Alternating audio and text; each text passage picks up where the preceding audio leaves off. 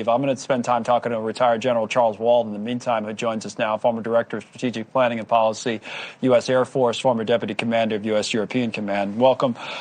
General, thank you for coming on. Your assessment, you watched Robert's reporting there from Tel Aviv, another night of this war. We're now in day 7 of where things stand right now. What would you say? First of all, I'd like to commend Robert on his reporting. He ought to be an Air Force planner. That was a pretty good analysis. I think he was exactly right as far as the sophistication, and the drone issue is going to be a little more difficult because the numbers and the cost, etc. But I think one thing you have to really give credit to the West, the United States and Israel in this case, and some of our other allies in the region, is how sophisticated the defenses are and how good the command and control is by the U.S. Israel, or I should say, well, the Israelis primarily, but the alliance now has taken out a large majority of the ballistic missile launch capability in Iran, as well as their stockpiles. They did it 3 times faster than they did last June when the 12-day war occurred in Iran.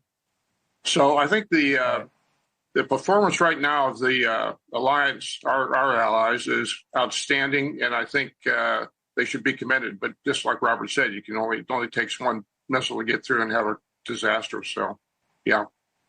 Yeah, what about our stockpiles? I mean, the president had this meeting with the defense contractors at the White House. They were saying how it was pre-planned, but it seems to me and I know from speaking to people like you and others that know about this kind of thing, they said this has been a concern for a while, and it's always a concern anytime you're in armed conflict about, limits of your abilities. What about our own stockpiles, which now these defense companies I know are at least according to the president, going to boost?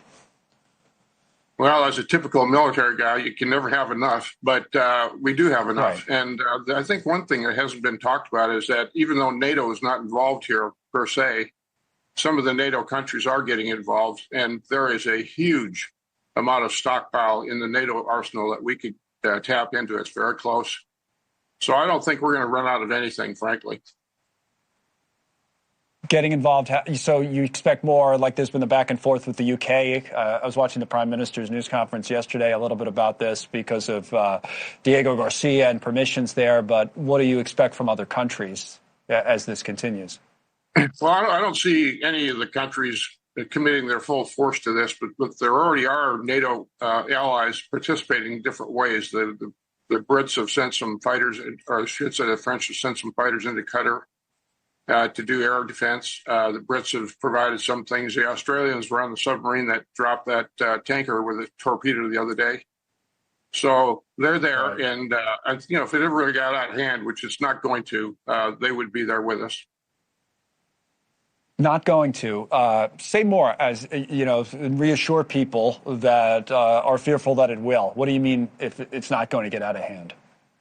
Well, I mean, war is unpredictable. It's always dangerous. You can never say never.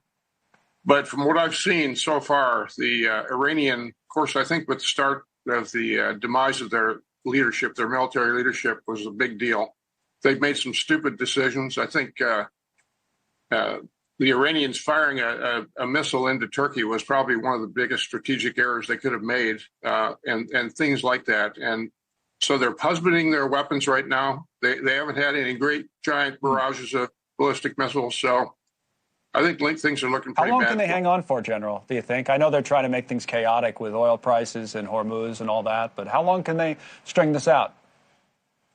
I think they can string it out for weeks. But, they're a cornered animal. They're in the survival mode. I think they'll fight to the death. And I think we ought to just stick to our guns and stick to our plan and be patient. General Charles Wald, thank you, sir.